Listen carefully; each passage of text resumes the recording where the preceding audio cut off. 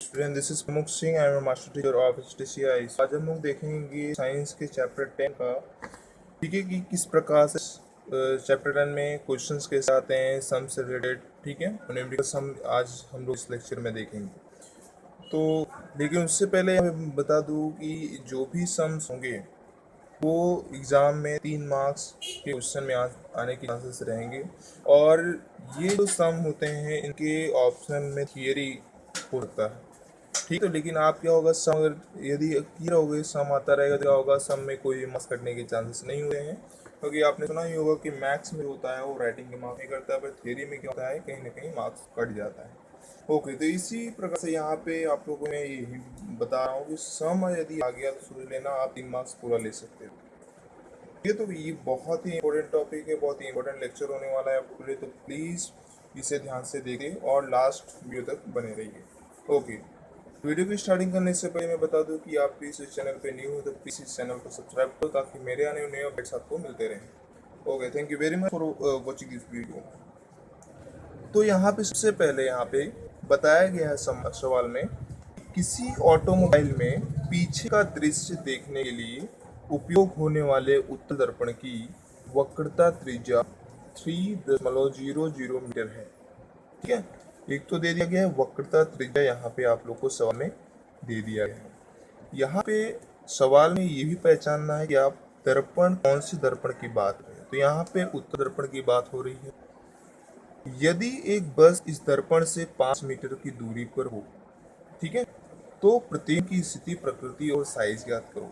तो आप कोई भी साइंस में यदि कोई भी सम कर रहे हो तो सबसे पहले जो भी डेटा दिया गया है इस सम में, वो डेटा को सबसे पहले साइड में लिख लेना है। तो यहाँ पे सबसे पहले आप लोगों को वक्रता त्रिज्या दिखा होगा, ठीक है। तो वक्रता त्रिज्या लिख लेना है कि वक्रता त्रिज्या दिया गया है।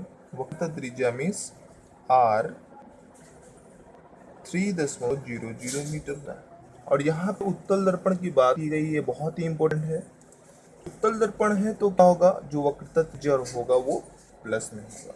क्यों प्लस में होगा? क्योंकि वक्रता त्रिज्या जो होगा वो क्या होगा, सिंपली राइट साइड में होगा। और राइट साइड में यदि वक्रता त्रिज्या हो रहा है तो राइट साइड की जो दूरी होती है कार्टेशियन दिशा पद्धति के अनुसार प्लस में ली जाती है। इसीलिए वक्रता त्रिज्या जो उत्तल दर्पण का है वो प्लस में लिया गया है, ठीक है। यदि इसी की जगह पे अगर अवतल दर्पण होता तो मैं माइनस में लेता। यार होप ये पॉइंट आप लोग क्लियर हो गया होगा। नेक्स्ट यहाँ पे बताया गया है दर्पण से 5 मीटर की दूरी पर क्या है, एक बस स्थित है, ठीक है। बस की स्थिति, बस सिंपल एक वस्तु होगा। अब दर्पण के सामने एक वस्तु रखा गया तो दर्पण से और वस्तु की दूरी को वस्तु दूरी, जहां बस खड़ी है तो वहां तक की दूरी को यहाँ पे सिंपल 5 मीटर की दूरी दी गई है, वो सिंपली वस्तु दूरी दी गई है, ठीक है। तो यहाँ पे आप लोग को वस्तु दूरी लिख लेना है कि वस्तु दूरी मीन्स यू कितना है, 5 मीटर है, 5 मीटर, ठीक है। अब यहाँ पे सिंपल आप लोगों को मालूम चल गया होगा कि दो डेटा हमें मिल गया, एक तो वक्रता त्रिज्या एंड सेकंड हमें मिल गया वस्तु दूरी। दो ही डेटा बहुत ही इंपॉर्टेंट है, ठीक है, सवाल को सॉल्व करने के लिए। अब यहाँ पे सिंपल प्रतिबिंब की स्थिति मालूम कर रहे हैं। तो प्रतिबिंब की स्थिति मतलब प्रतिबिंब दूरी मालूम होना चाहिए, मतलब सिंपल v मालूम होना चाहिए। तो v एक ही फॉर्मूले से सिद्ध हो सकता है और वो है दर्पण का सूत्र। दर्पण के सूत्र से क्या होगा, ये जो सिंपल प्रतिबिंब की जो स्थिति है वो मुझे मालूम हो पाए। ओके, आई होप ये पॉइंट आप लोगों को क्लियर हो गया होगा। और इसे नोट कर लेना है कि आप लोग जो भी चीजें सॉल्व करोगे वो दर्पण के फॉर्मूले से ही सॉल्व करना है। तो सिंपली अब क्या करेंगे हम लोग कि यहाँ पे प्रतिबिंब की दूरी मीन्स प्रतिबिंब दूरी v हमें क्या करना है, फाइंड आउट करना है। और v कैसे फाइंड आउट हो सकता है, वो दर्पण के फॉर्मूले से। दर्पण का फॉर्मूला मैंने पिछला वीडियो बना के रखा हुआ है, उससे कि आप देखो दर्पण का फॉर्मूला क्या होता है, ठीक है। लेकिन यहाँ पे मैं ही देता हूँ कि दर्पण के फॉर्मूला जो होता है वो 1/v plus 1/u is equal to 1/r। ये दर्पण का फॉर्मूला होता है, 1 मार्क्स से शॉर्ट क्वेश्चन में आता है, उसके साथ साथ 4 मार्क्स भी क्वेश्चन में आ सकता है। तो इसे सिद्ध कैसे करना है वो पूरा वीडियो में वहाँ पे एक्सप्लेन किया हूँ वीडियो में। ओके, तो यहाँ पे सिंपल प्रतिम दूरी क्या हो गया, हमें नहीं ज्ञात है, तो प्रतिम दूरी ज्ञात करने के लिए दर्पण का फॉर्मूला इस्तेमाल करना पड़ेगा। अब दर्पण के फॉर्मूले में u तो हमें दिख रहा है, ठीक है, कि v ज्ञात करने के लिए मुझे u चाहिए और f चाहिए। तो सिंपल u तो दिया है बट f नहीं दिया है, ठीक है। f कैसे ज्ञात होगा, वो भी सोचने वाली बात है। तो f के लिए भी एक फॉर्मूला था, दर्पण के सूत्र में बता था मैंने कि f इज इक्वल टू होता है r अपॉन में 2, ठीक है। यदि मैं वक्रता त्रिज्या मीन्स r इसका मैं आधा कर दूं तो मुझे उसकी फोकस दूरी मिल जाए, ठीक है। सिंपली आप लोग को जानना चाहिए कि जो वक्रता त्रिज्या होता है वो फोकस दूरी का डबल होता है, ठीक है, 2 गुना होता है कहने का मतलब, ठीक है। यदि फोकस दूरी 1 है तो वक्रता त्रिज्या कितना होगा, 2 होगा, ठीक है। तो इसी प्रकार से ये फॉर्मुलेशन कर सकते हैं, f फाइंड आउट कर सकते हैं, मीन्स फोकस दूरी फाइंड आउट कर सकते हैं। तो फोकस दूरी फाइंड आउट करेंगे सबसे पहले, तो यहाँ पे f is equal to r upon में 2, r कितना है यहाँ पे 3 है, अपॉन में 2 1.5 मीटर, ठीक है। सिंपल मालूम चल गया, फोकस दूरी कितना हुआ 1.5, ये क्या होगा, इसका 2 गुना कर दो मतलब 3, तो मतलब सिंपल क्या होगा, वक्रता त्रिज्या 3 हो जाएगा। तो यही बात है कि फोकस दूरी जो होता है वो वक्रता त्रिज्या का आधा होता है, ठीक है। मीन्स वक्रता त्रिज्या जो होगा वो फोकस दूरी का डबल होगा। आई होप ये पॉइंट क्लियर होगा, कंफ्यूजन नहीं रखना है। वक्रता त्रिज्या फोकस दूरी का डबल होता है और फोकस दूरी वक्रता त्रिज्या का आधा होगा, कहने का मतलब वही हुआ। एक ही पॉइंट आप लोगों को याद रखना चाहिए, चाहे वो डबल वाला याद रखो या फिर आधा वाला याद रखो, ठीक है। आधा होगा फोकस दूरी होगा और डबल होगा तो वक्रता त्रिज्या होगा। ओके, आई होप ये पॉइंट क्लियर होगा, और ये पॉइंट 1.5 मीटर कैसे आया वो भी क्लियर हो गया होगा। ओके, अब f हमें मालूम चल गया, मतलब फोकस दूरी मालूम चल गया, तो सिंपल है। अब दो चीजें हैं, u और f दिया है, तो सिंपली हम v फाइंड आउट कर सकते हैं, ठीक है। तो दर्पण के फॉर्मूले से, ठीक है, दर्पण का फॉर्मूला है दर्पण के सूत्र अनुसार क्या है फॉर्मूला, 1 अपॉन में बी, 1 अपॉन में यू, 1 अपॉन में एफ, ये है दर्पण का फॉर्मूला। ओके, अब दर्पण के फॉर्मूले हमें मान रखना है, तो मान रखेंगे सिंपल क्या होगा, v की वैल्यू कितनी है, 1 अपॉन में v की वैल्यू नहीं दी गई है, v ऐसे उतार देंगे, u की वैल्यू दिया गया है 5 मीटर दिख रहा होगा, ठीक है। तो यहाँ पे क्या लिख देंगे 5 मीटर, ठीक है। तो ये पॉइंट आप लोगों को क्लियर होगा। अब सिंपल यहाँ बचाने वाला वस्तु दूरी होता है वो माइनस में होता है, ठीक है। बताना भूल गया तो आप लोगों को मालूम होना चाहिए वस्तु दूरी क्यों माइनस में हुआ, ये भी जानना जरूरी है, क्योंकि वो दर्पण के लेफ्ट साइड में, ठीक है। तो लेफ्ट साइड में होने की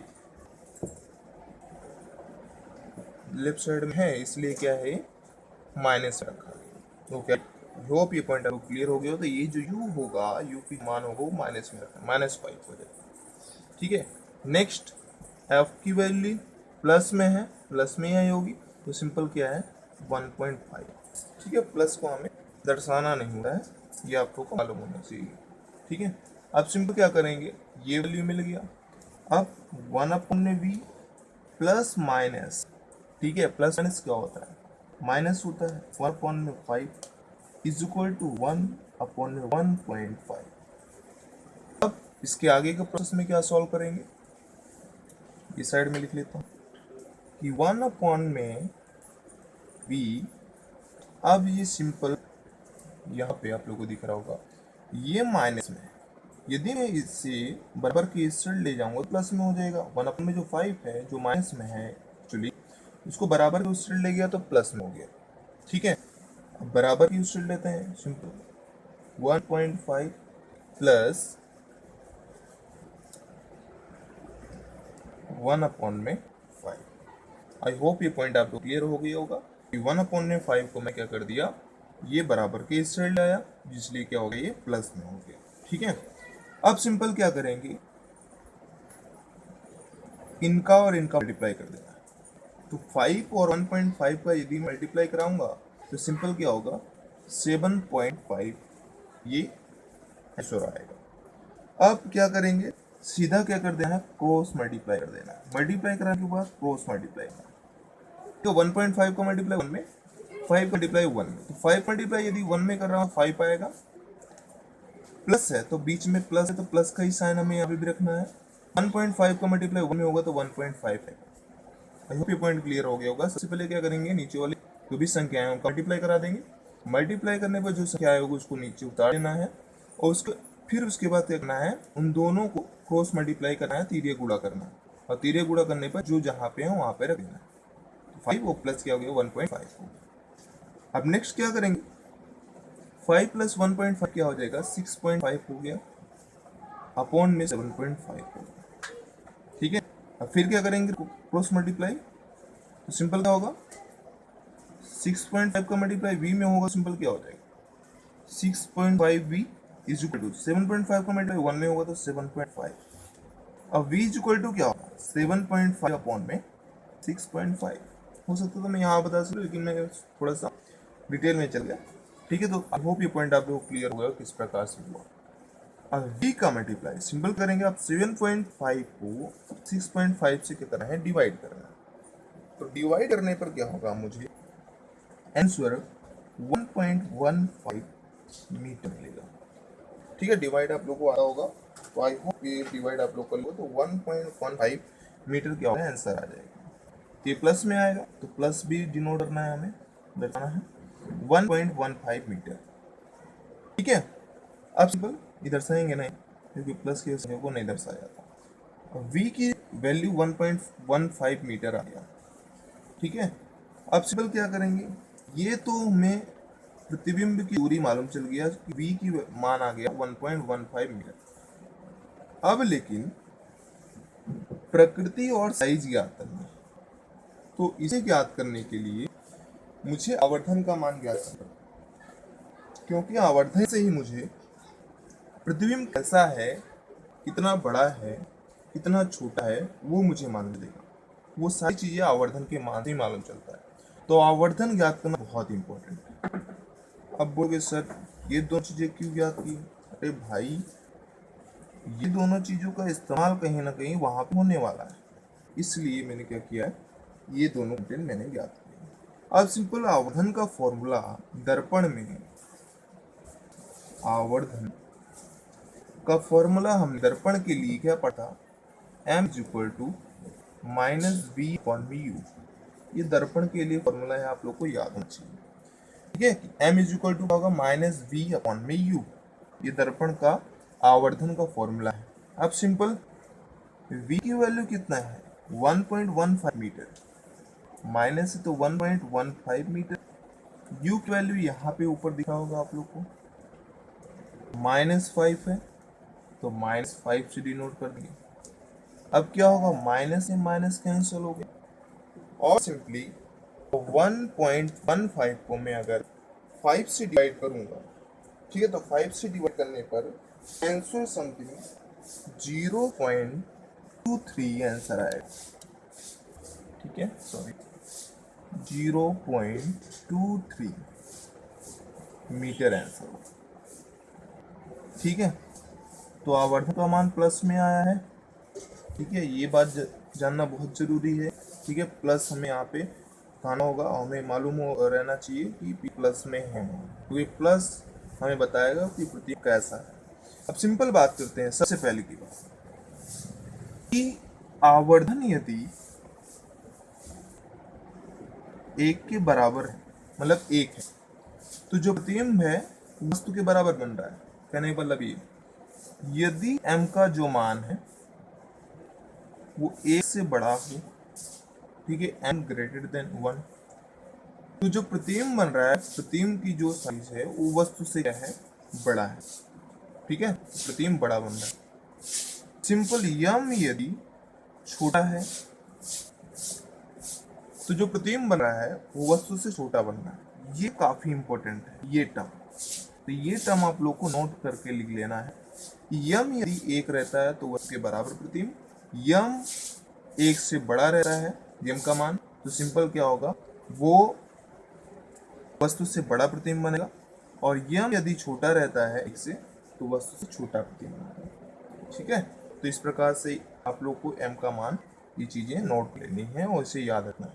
ओके, अब प्लस और माइनस क्या बताया मैंने, आवर्धन के मान में बताया था, यदि प्लस है तो प्लस m का जो मान होता है वो आभासी प्रतिबिंब प्रस्तुत करता है, और माइनस जो होता है वो वास्तविक और उल्टा प्रतिबिंब करता है।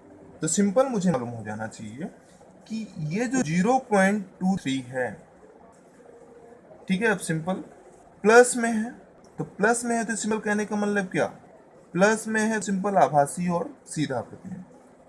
ठीक है, तो सिंपल क्या होगा, आभासी और सीधा प्रतिबिंब। कैसा प्रतिबिंब बन रहा है, आभासी और सीधा प्रतिबिंब बन रहा है। ठीक है, वस्तु से क्या बड़ा है कि छोटा है, तो सिंपल आप लोग को यहाँ पे एक से छोटा है कि 0.23 जो है वो एक से छोटा कि बड़ा है, सिंपली है, बहुत आसान है, एक से छोटा ही मान है, तो एक से छोटा है, यदि m का मान एक से छोटा होता है तो वस्तु से छोटा प्रतिबिंब, तो सिंपल क्या होगा, वस्तु से छोटा। आई होप ये पॉइंट आप लोग क्लियर हो गया होगा, और ये सम काफी इंपॉर्टेंट है और इसे नोट कर लीजिए। नेक्स्ट सम जो होगा वो नेक्स्ट वीडियो में बताऊंगा, वो जो होगा वो अवतल दर्पण से रिलेटेड सम होगा। ठीक है, ये हमने उत्तल दर्पण से रिलेटेड सम किया, नेक्स्ट वीडियो में हम अवतल दर्पण से रिलेटेड सम करेंगे। तो आज के लिए बस इतना ही। Thank you very much for watching my video, और ऐसे ही मैं आप लोग के लिए कुछ न्यूमेरिकल्स लाता रहूँगा और एक धमाकेदार सम भी लाता रहूँगा, और उसके बाद बीच बीच में जो भी चीज़ें हैं मैं कंटेंट चीज़ें नोट करके बताता रहूँगा कौन सी चीज़ें बहुत इंपॉर्टेंट है। ठीक है, क्योंकि वो सारी चीज़ें यदि याद रहेगा, और एक चीज़ और, यदि कोई वीडियो मेरे देख रहे हो तो पिछले वीडियो लेक्चर आप लोगों को अपने माइंड में उतार के रखना है, मतलब वो चीज़ आपके माइंड में होना चाहिए, तब क्या होगा, नेक्स्ट वीडियो के लेक्चर आप लोगों को चीज़ें समझ में आएगी। ठीक है, तो आई होप आप ऐसे ही करोगे। आज के लिए कुछ नहीं, थैंक यू।